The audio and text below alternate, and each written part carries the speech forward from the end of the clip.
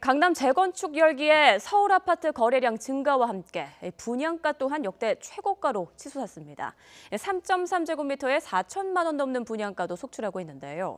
집값이 하락하면서 거래량도 감소하고 있는 지방과는 대조적인 모습입니다. 자세한 소식 박원갑 KB국민은행 수석 전문위원과 함께 알아보겠습니다. 안녕하십니까? 네, 안녕하십니까? 네, 지난 2월부터 이제 수도권 전역에 대출 심사가 강화되면서 주택 거래 시장에도 좀 영향이 있을 것으로 봤는데 거래량이 늘었다고요. 그렇습니다. 생각보다 대출 규제 충격이 짧았던 것 같아요. 네. 그게 이제 가장 큰 원인이 강남 고분양가 영향으로 이제 주변 시세가 들썩인 거죠. 네. 그러다 보니까 뭐 가격 좀 오르고 거래량도 늘어나면서 대출 규제의 어떤 영향권에서 생각보다 좀 빨리 벗어난 어떤 그런 측면이 있는 것 같습니다.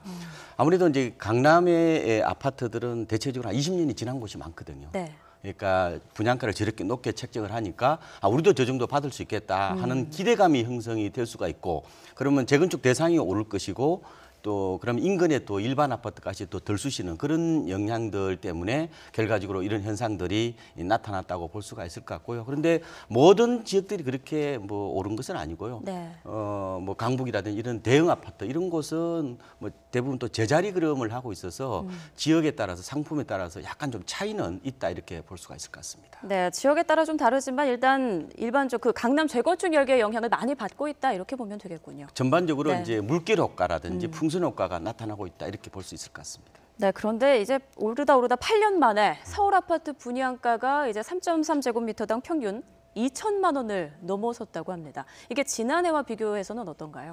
이게 이제 한 15% 정도 오른 거다 이렇게 볼 수 있는데, 한마디로 이제 고공비행이라 이렇게 볼 수가 있을 것 같거든요. 네. 그러니까 이제 분양가 상한제가 사실상 폐지되다 보니까 분양가가 이제 계속해서 오를 수밖에 없는데, 실제로 한 정보업체 조사를 보면은 2016년 올 들어 5월까지 평균 이제 분양가가 3.3제곱미터당 2,237만 원 정도가 되거든요. 네. 지난해는 2천만 원이 채 안 됐으니까 네. 아까 말씀드린 것처럼 2008년도 이후에 거의 한 8년 만에, 8년 만에. 이제 2천만 원이 훌쩍 넘어섰다 이렇게 이제 볼 수가 있을 것 같고요. 네. 이게 결국 이제 강남 재건축 고분양가 여파로 전체 분양가가 올라가는 그런 상황이라고 볼 수가 있을 것 같거든요. 네. 이렇게 되면은 이제 서울 지역에서 흔히 이제 국민주택 규모라고 그러죠.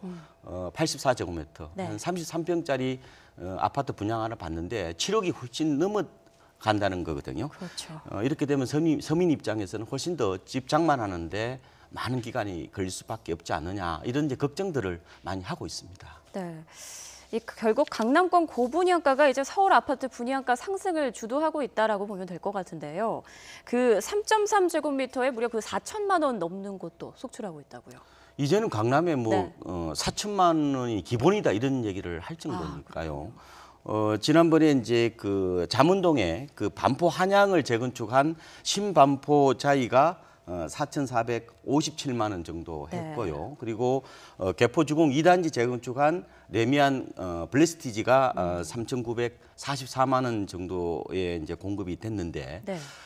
지금 7월에 개포주공 3단지가 또 나올 예정입니다. 그런데 이 과연 분양가 어느 정도 책정될 것인지가 시장의 태풍의 눈이라고 할 정도거든요. 그래서 4천만 원은 이제 넘어설 거로 예상이 되고요. 뭐 일부에서는 4,300, 4,500까지도 얘기를 하니까요. 이렇게 되면은 뭐 흔히 84제곱미터 분양하러 봤는데 뭐 15억, 16억 하는 거니까, 이게 뭐 이제 셀러리 입장에서는 집 하나 장만하는 게 이제 머나먼 꿈이 돼버리는 뭐 그런 걱정들이 많은 게 현실입니다. 그럼 이런 강남권 고분양 이런 고공행진 현상은 당분간 계속된다고 봐야 할까요? 그렇다고 봐야 될 것 같습니다. 예. 지금 뭐 주변에 뿐만 아니라 뭐 한남동이라든지 네. 뭐 심지어 뭐 과천, 그리고 이런 뭐 성동구, 뭐 그다음에 고덕동 이런 쪽도 계속해서 이제 분양가가 좀 올라가고 있어서 네. 이게 참 서민 입장에서는 참 걱정이 이게 참 커질 수밖에 없지 않느냐, 이런 생각들을 많이 하고 있습니다. 네, 그러니까 그 강남권의 고공 분양가로 인한 인근 지역까지의 그 고공 현상 지금 어느 정도로 나타나고 있나요? 지금 이제 가장 관심이 그 한남더힐이라고 있습니다. 한남동에. 예. 그게 과연 분양가가 얼마 정도 될 거냐. 그동안에 이제 임대를 놨었거든요. 근데 이걸 이제 분양을 할 예정인데 한 7천만 원, 3.3제곱미터당 7천만 원이 넘는 게 아니냐, 이런 걱정도 많이 하고 있고요. 그런데 문제는 이제 뭐 분양가 이렇게 높게 책정되더라도 경쟁률이 높아버리는 게 문제거든요. 네. 그래서 지난번에 이제 그 과천에 한 아파트를 분양을 해봤는데 이 평당 분양가가 2,678만 원이었어요. 지금 네. 나오는데요. 네. 이게 경쟁률이 1순위에서 36대 1이었으니까요. 이게 어마어마하군요. 높다 보니까 네. 결국 이제 분양가가 올라가고 또 주변 시설을 또 자극하고 이러다 보니까 좀 악순환이 반복되는 어떤 그런 측면들이 나타나고 있습니다. 또 이 영향이 강남 재건축 분양에 이어서 분양을 이미 하고 입주를 앞두고 있는 그 아파트들에도 프리미엄이 많이 붙고 있다고요. 무려 억대 웃돈이 지금 형성돼 있다고 하는데. 근데 사실은- 약간 좀 과장된 측면이 있는 것 같고요. 그렇군요.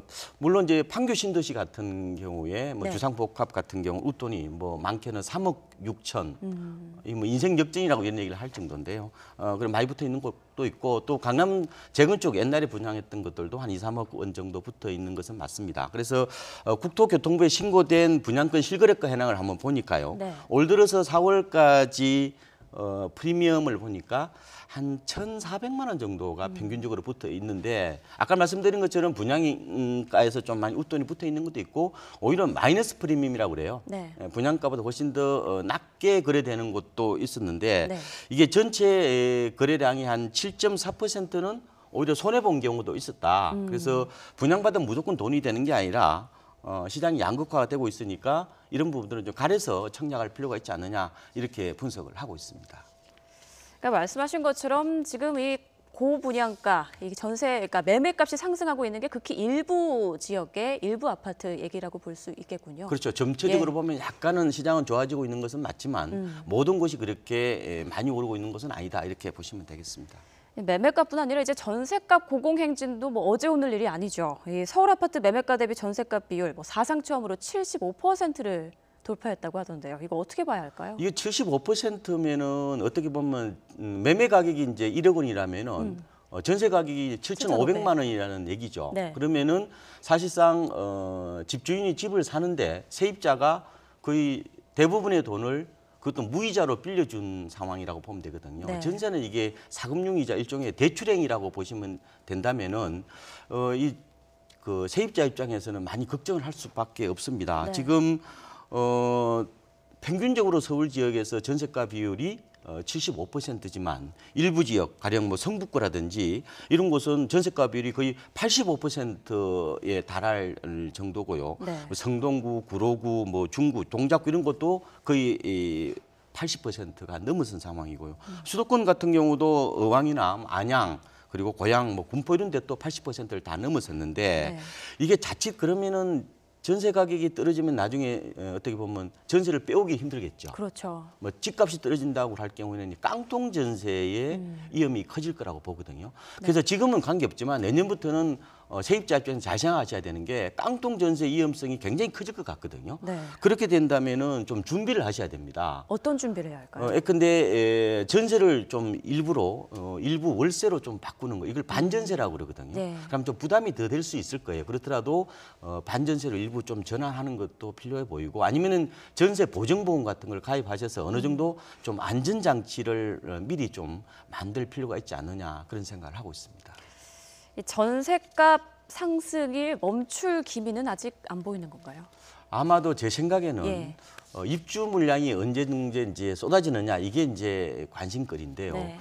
아마 내년 아마 하반기 정도까지는 전세 가격이 좀 더 고공비행할 가능성이 있지 않겠느냐 그런 생각이 들고요. 하지만 내년 하반기 이후에는 입주 물량이 굉장히 많거든요. 네. 그런 경우에는 오히려 전세값이 떨어지거나 역전세난이라고 그러는데 집주인이 전세 보증금을 제대로 못 돌려줘서 이제 걱정을 하는 걸 이제 역전세난이라고 그러거든요.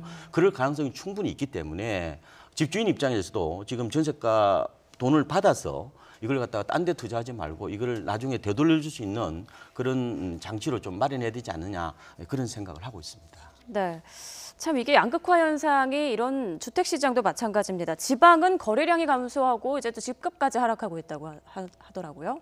그동안에 지방이 많이 예. 올랐거든요. 뭐 그런 측면에서 보면은 뭐 산이 높으면은 골이 깊다 이런 얘기를 할 수가 있는 것 같고 또 가뜩이나 뭐 지금 조선업이란 이런 쪽에 안 좋잖아요. 네. 그리고 5월 2일부터 대출 규제가 시행이 되다 보니까 전반적으로 거래량이 감소하고 일부 지역, 뭐 대구 같은 곳은 약간 약세를 보이고 있는 측면이 있는데 어떻게 보면은 서울 같은 경우, 수도권 같은 경우는 강남 고분양가 때문에 침체해서 예상보다 빨리 탈출하는 측면이 있거든요. 네. 그런데 비수도권 같은 경우는 이렇다 할 모멘텀이 없는 상황 아니겠습니까? 네. 그렇다면은 기간 조정이라든지 가격 조정이 좀 더 이어질 수는 있겠다 이런 생각이 들고요. 다만 금리가 워낙 낮고 또 많이 오른 뭐 그런 어떻게 보면은 버블 같은 게 생각보다 심하지는 않기 때문에 뭐 급락보다는 완만한 조정 쪽은 좀 불가피하지 않느냐 이렇게 예상을 해보고 있습니다. 네, 알겠습니다.